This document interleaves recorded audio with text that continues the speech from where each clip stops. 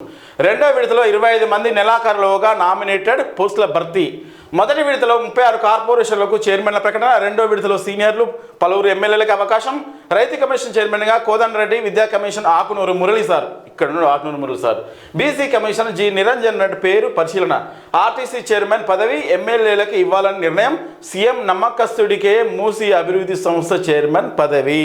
ఈ మూసీ అభివృద్ధి సంస్థ చైర్మన్ పదవి ఎందుకు ఇప్పుడు హైలైట్ చేస్తున్నారు? దాని గురించి లోగుట్టు పెద్దగా ఉంది.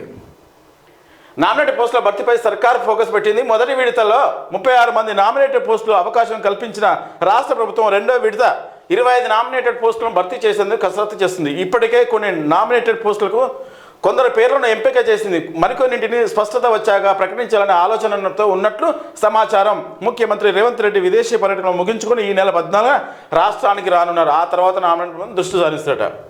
సంతోషం. ఈ కోదండరెడ్డి సార్ వ్యవసాయంగా అది చాటుల కంచి కొట్లాడుతుండు. ఆకునూరి మురళి సారు విద్యా వ్యవస్థలో నిష్ణాతులే. ఎందుకంటే బాగా చేస్తాం. ఆంధ్రప్రదేశ్ కూడా కొన్ని సంవత్సరాలు సేవలు అందించారు. మన తెలంగాణ కూడా రాష్ట్రంలో చేయాలి. కానీ మీరు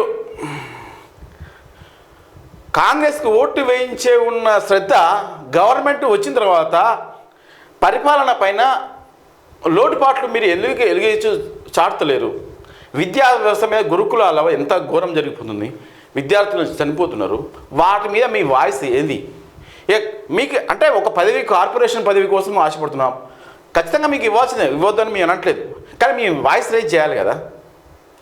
కోదండరామ్ సార్ కూడా నిమ్మకున్నట్టున్నాడు. వాయిస్ రైజ్ చేయలేదు. వీళ్ళంతా విద్యావంతులు, మేధావులు.